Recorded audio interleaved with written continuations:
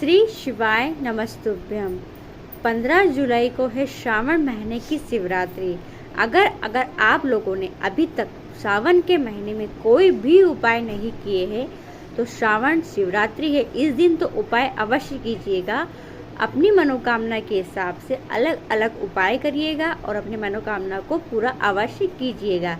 अच्छा, कुछ लोग कमेंट करते हैं कि दीदी एक दिन में 2 उपाय कर सकते हैं क्या? तो बिल्कुल कर सकते हो। जी हाँ, कर सकते हैं। एक दिन में 2 या 3 उपाय भी कर सकते हो और करके अपनी मनोकामना को पूरी कर सकते हैं। चलिए वीडियो शुरुआत करते हैं। स्वागत है मौजूदी ऑफिशियल चैनल पर। अगर आप लोगों ने अभी तक चैनल को सब्सक्राइब नहीं कर रखा है तो प्लीज़ चैनल को सब्सक्राइब कीजिएगा। और हाँ, कमेंट करके बताइएगा कौन कौन पार्थिव शिवलिंग का निर्माण करके रात्रि 9 बजे ऑनलाइन अभिषेक में सम्मिलित होने जा रहा है। अपने घर में कौन कौन पार्थिव शिवलिंग का निर्माण करके पूजा करने जा रहा है। पहला उपाय देखिए, अगर श्रावण के महीने में अभी तक आपने कोई भी उपाय नहीं किए हैं और जीवन में बहुत ज़्यादा संकट है, कष्ट है, परेशानी है, धन की आवक नहीं है, धन संपदा की वृद्धि चाहते हैं, मान सम्मान चाहते हैं, उन्नति चाहते हैं, तरक्की चाहते हैं, धन लक्ष्मी की प्राप्ति चाहते हैं, तो सावन के महीने में अगर आपने अभी तक कोई भी उपाय नहीं किया है तो इस बार श्रावणी शिवरात्रि में यह उपाय अवश्य कीजिएगा। क्या करेंगे? आपको लेना है 2 लोटे जल। जी हाँ, उल्टे और सीधे हाथ में 2 लोटे कलश जल भरना है। ऐसा नहीं है कि दोनों लोटे तांबे के लेना है, या फिर ऐसा नहीं है कि एक तांबे का और एक स्टील का भी ले सकते हो। कोई ज़रूरत नहीं है कि ऐसा सोचने की कि अरे हमारे पास तो 2 तांबे के लोटे नहीं है, एक जैसे लोटे नहीं है। एक छोटी कटोरी भी अगर आपके हाथ में है तो वो भी आप एक हाथ में पकड़ सकते हो। मतलब दोनों हाथ से आपको लोटे पकड़ के लेके जाना है शिवालय, और शिवालय पहुंचकर, मंदिर पहुंचकर दोनों ही लोटे से आपको एक ही धारा में शिवलिंग के ऊपर जल समर्पित करना है। जी हाँ, धारा टूटे ना, इस बात का ध्यान रखें। दोनों धारा में एक साथ जल समर्पित करें। जल समर्पित करने के बाद कलश में थोड़ा थोड़ा जल आपको बचा लेना है। जल झेलना नहीं है, जल लोटे के अंदर बचा लेना है और उस बचे हुए जल को लेकर अपने घर आना और घर आके पूरे घर में उस जल का छींटन कर देना। केवल यह मात्र उपाय अगर एक बार भी कर लेते हो अगर आप, तो श्रावण के महीने का यह महा उपाय। इस उपाय को करने से आपके जीवन की सारी समस्या संकट दूर हो ही जाते हैं। दूसरा उपाय, विवाह नहीं हो रहा है, जल्दी विवाह सोच रहे हैं कि जल्दी शादी हो जाए, विवाह के योग नहीं बन पा रहे हैं, 4 साल 3 साल से लगे पड़े हैं पर भी रिश्ता पक्का नहीं हो पा रहा है, तो श्रावण के महीने में विवाह का यह एकदम नया उपाय है। अगर श्रावण के महीने में या फिर अन्य समय पर आपने कोई भी उपाय नहीं किया है तो श्रावणी शिवरात्रि है, शीघ्र विवाह की कामना के लिए इस उपाय को अगर आप कर लेते हो तो आपका मंगल विवाह बहुत ही जल्दी महादेव करवा देते हैं। क्या करना है? सेम ऐसे ही आपको 2 लोटे जल भरना है। जी हाँ, 2 लोटे जल भरकर आपको क्या करना है? शिवालय पहुंचकर, आपको वीडियो में दिख रहा है सेम इसी तरीके से जल समर्पित करना है। माँ अशोक सुंदरी के स्थान से जल चढ़ाते हुए आना है और जल चढ़ाते हुए आपको शिवलिंग के ऊपर धीरे धीरे चढ़ाना है जल। ऐसा नहीं है कि एक ही धारा में पूरा जल उड़ेल दिया, ऐसा नहीं है। अपनी दिल की बात बाबा से कहना है, तो जल चढ़ाते जाओ और दिल की मनोकामना, अपने दिल की बात बाबा से कहते जाओ। माँ अशोक सुंदरी का स्थान से चढ़ाते हुए आना और शिवलिंग पर पूरा जल समर्पित कर देना। यह मंगल विवाह करने का बहुत ही सरल उपाय है और यकीन मानिए गुरुजी ने अभी हाल ही में यह उपाय बताया था। जिन लोगों ने कर लिया है तो कोई बात नहीं, श्रावण शिवरात्रि उस दिन भी कीजिएगा।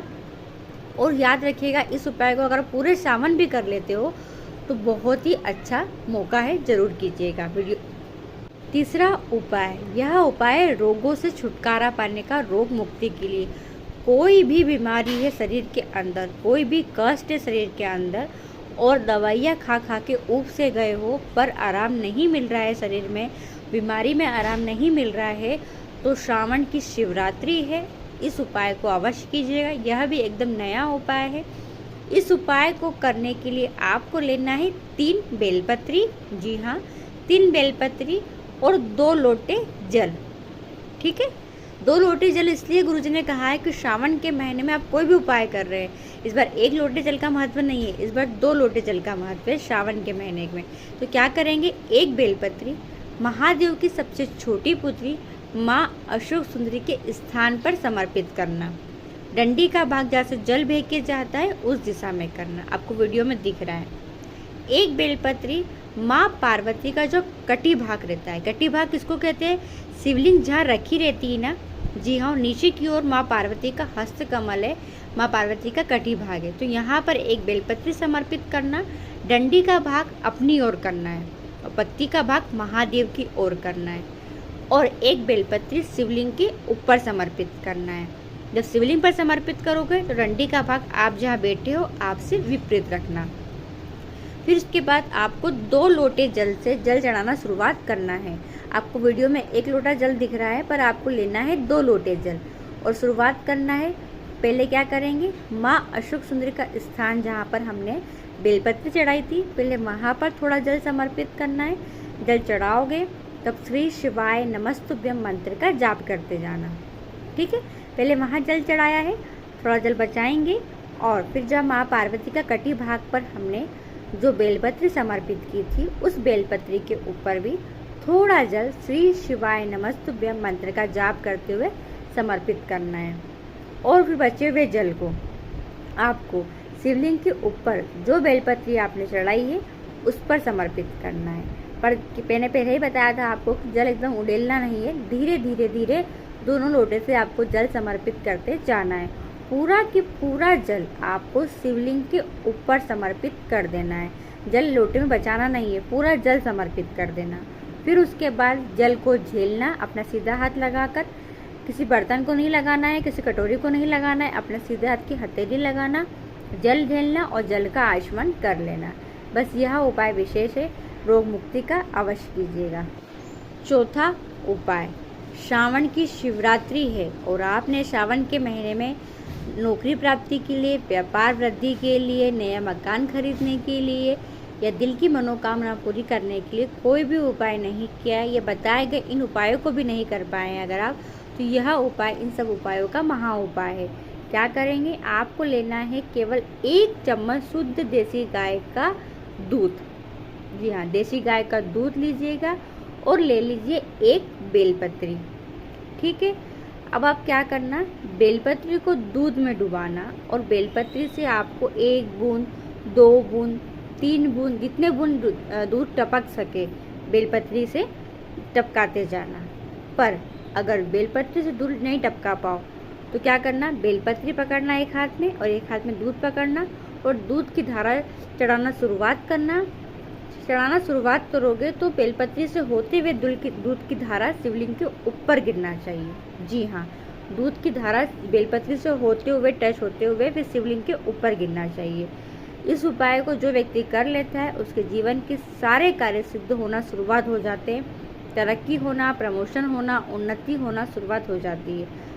और फिर उस बेलपत्री को माँ अशोक सुंदरी के स्थान पर समर्पित कर देना है और डंडी का भाग जहाँ से जल भेज के जाता है उस दिशा में करना है।